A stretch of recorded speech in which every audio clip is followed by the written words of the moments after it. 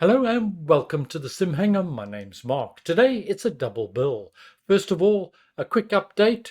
I'll show you how far I've got with my cockpit build for the Spitfire Mark IX using the Authentikit equipment. Although primarily designed for VR, it's perfectly usable in 2D as well. If you're not familiar with Authentikit, then check out these two videos that I did previously. They'll bring you fully up to speed. And although their peripherals are exact replicas of the respective aircraft they're designed for, they are, after all, just general peripherals and can be used in a wide range of different applications. To demonstrate that, today we're taking a step back in time with a recent release from Big Radials. It's the Nieuport 17 World War I fighter. So, let's get started. Let's start with a quick summary of where we are. I'm using the excellent FlyingIron Spitfire Mk IX for Microsoft Flight Simulator, which is available for both the PC and Xbox versions. Bear in mind that Authentikit equipment is only certified for PC equipment at this time. But of course you could do the same in X-Plane or DCS or any other sim with any other version of a Spitfire. Authentikit has a number of unique features. Firstly, the respective peripheral is an exact replica of the one found in the real aircraft. Secondly, they have a unique mounting system so that you can place that particular throttle quadrant or rudder trim, etc. exactly where it is in the aircraft. So if you're flying in VR, well, it's easier to locate and find that rudder trim or that throttle. If you're flying in 2D on the monitor, well, it just makes for a more realistic experience. Authentikit's product range is not limited to the Spitfire Mark IX. There's also the Spitfire Mark IA, the P-40B Tomahawk, with developments planned for a range of aircraft including the Mustang P-51, Robin DR400 and others. All products from Authentikit are 3D printed, and they offer the designs from their website free of charge. They have partnered with a company called SimKit Supplies. SimKit Supplies, or SKS, offer a range of different options. They're currently expanding their database of 3D printing companies and may be able to tell you where one is close to you. They also offer for sale the kits, either with or without the 3D printed parts, and this will make sourcing and access perhaps a little easier for some. Further details and pricing can be gained from their respective websites, and I'll leave links to both in the notes below. In my earlier videos we had installed the hub, the unique mounting system and the spade grip flight stick for the Spitfire. And as you can see, I've got a little bit further. In addition to installing the horizontal support bar, I've now got a rudder trim and throttle quadrant installed. Let's take a quick look at the throttle quadrant, and it includes all the elements that are required. There's the mixture lever, we've got the throttle, and on the outside we've got the prop lever as well. I still need to tighten things up a little bit, as I'd like a little bit more resistance on the prop lever. This is my rudder trim, and it's positioned lower as it is in the aircraft, and I'm still to do my elevator trim. I've got hold of all the components, I've just got to find the time to assemble it and put it in place. Fortunately, there are full assembly guides on the Authentikit YouTube channel. The authenticity of the respective peripherals has been maintained, and I just love the way that this throttle quadrant is canted at 10 degrees, as it is in the real aircraft. Once I've assembled the elevator trim, got that in place with everything calibrated and configured, I'll be bringing you a further update as we put the Authentikit equipment and the FlyingIron Spitfire Mark IX thoroughly through its paces. And of course we'll be doing this in 2D and VR as well.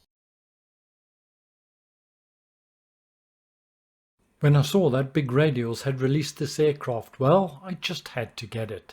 Not only is it a bit of retro magic, and as you know, I'm partial to that, but also a great opportunity for me to test out my Authentikit equipment. This truly is an iconic aircraft and reigned supreme in the skies during the First World War from March 1916 through to mid-1917.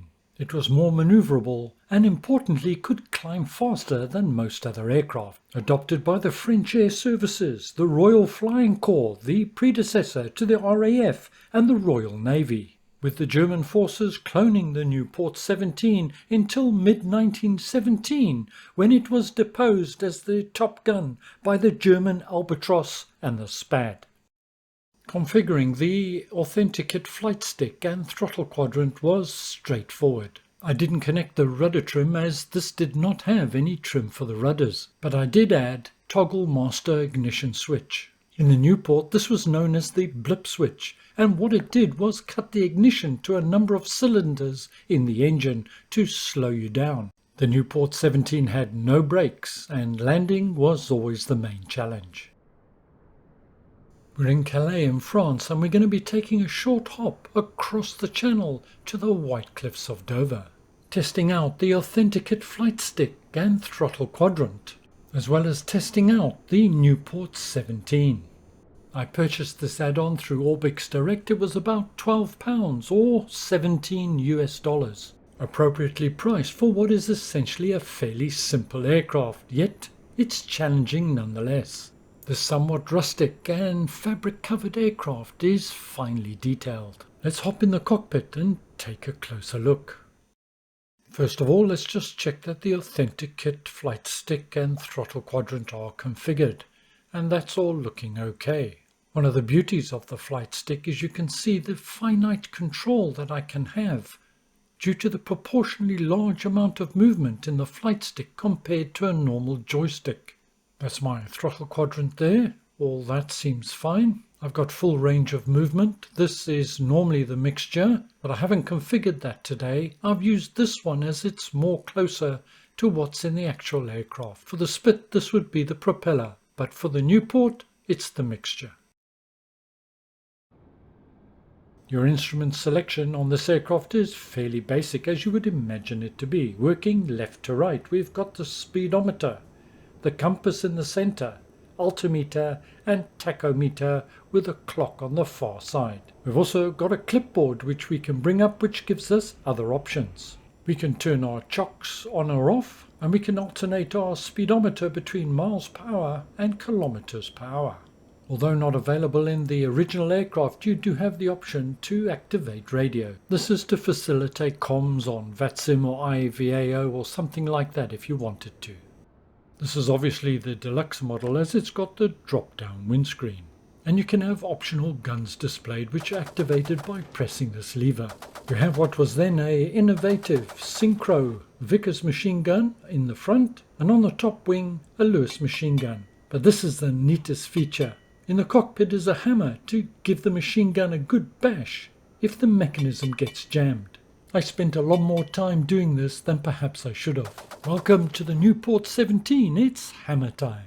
You can adjust the angle of the compass, the only means of navigation in this aircraft. Let's now hide the guns, and we can do this from the clipboard. The fact that this aircraft has guns means it won't be coming to the Xbox, and it won't be coming to the Marketplace either. A policy apparently from Microsoft.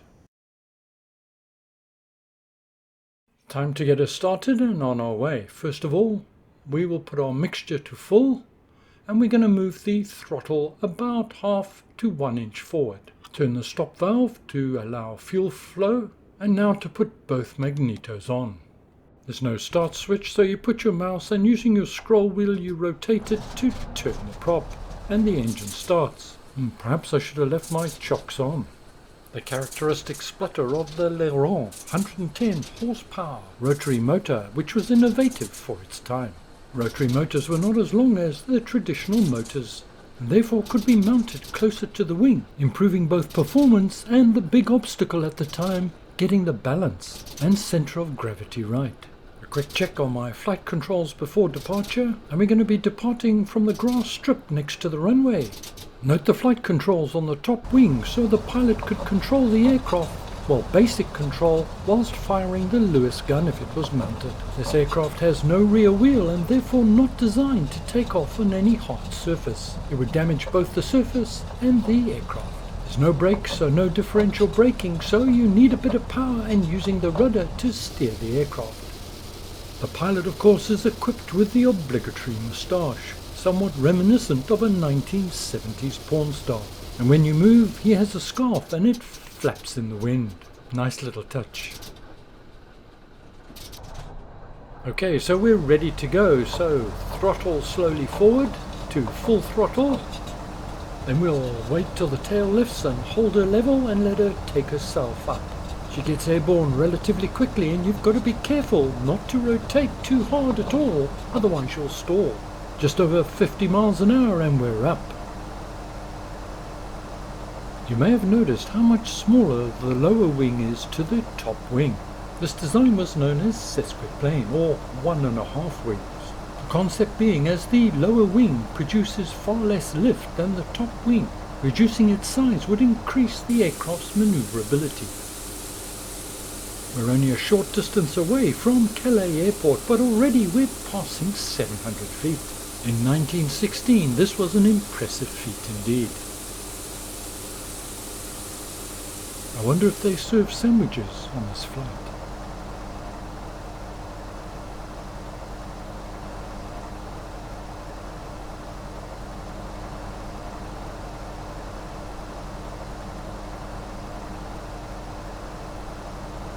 That's the channel ahead of us. Let's just do a quick check and make sure that we're heading towards the White Cliffs of Dover. Yep, that looks just about right. We're going to fly across the channel to the cliffs, fly along the cliffs and then find somewhere to land.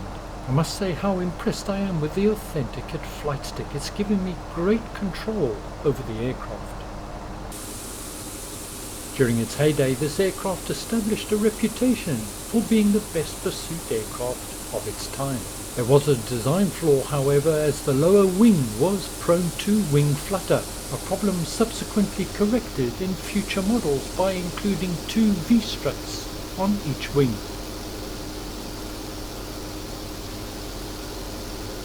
Cruising at about 85 miles an hour, which is bang on. That's the blip switch on top of the flight stick.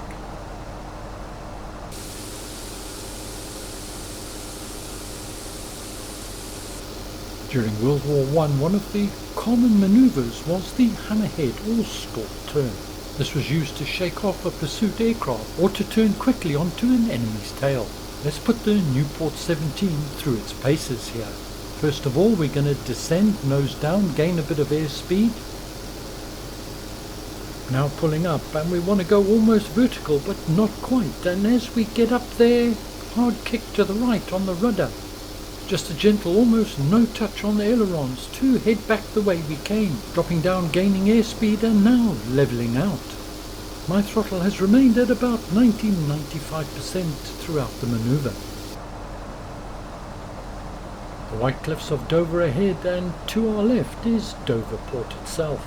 We're going to fly following the coastline over the port and then look for somewhere to land.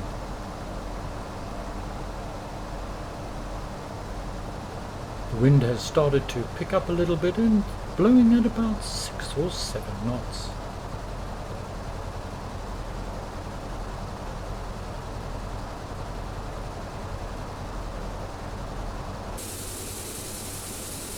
This is Microsoft Flight Simulator default scenery.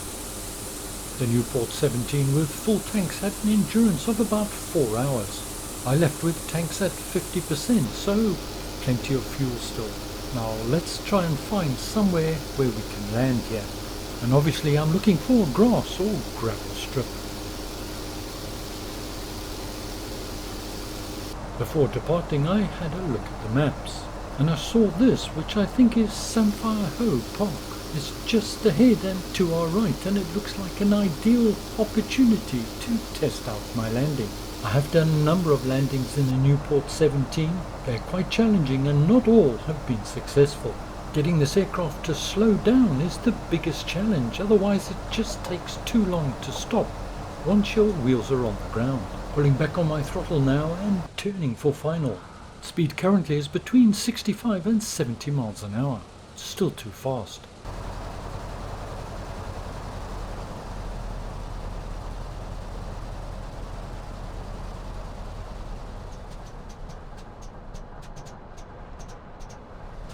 Now hitting my blip switch to cut the engine just for a short period of time. Too long and the engine will cut out. Throttle to idle.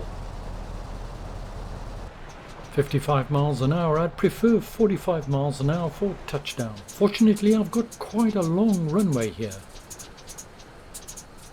This aircraft just floats and floats and floats. Now just under 50 miles an hour, holding the nose up to lose more speed.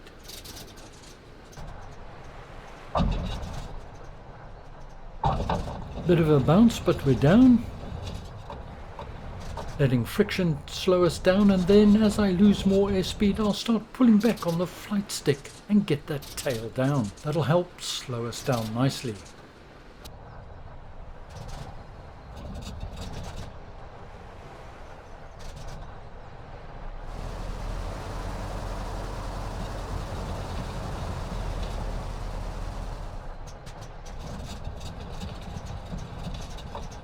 The Nieuport 17 is one of those aircraft you love to hate when you're landing it, but it's great fun and a real sense of achievement when you get it right. This aircraft is great fun and a nice change from the norm, and if anything you garner respect for those earlier pilots, for our aviation pioneers. What a challenge they had. No autopilot, no radios and no brakes. I've thoroughly enjoyed flying the Nieuport 17, and at just over £12, well, it's value for money. And the experience has been enhanced with the use of the Authentikit peripherals, the flight stick and the throttle quadrant. It's helped me perhaps be a better pilot than what I actually am. In the not too distant future, hopefully I'll be bringing you the FlyingIron Spitfire Mk IX with the full Authentikit setup. But until then, thank you very much for watching. I hope you enjoyed it. Look after yourselves. I'll see you all again very soon, and bye for now.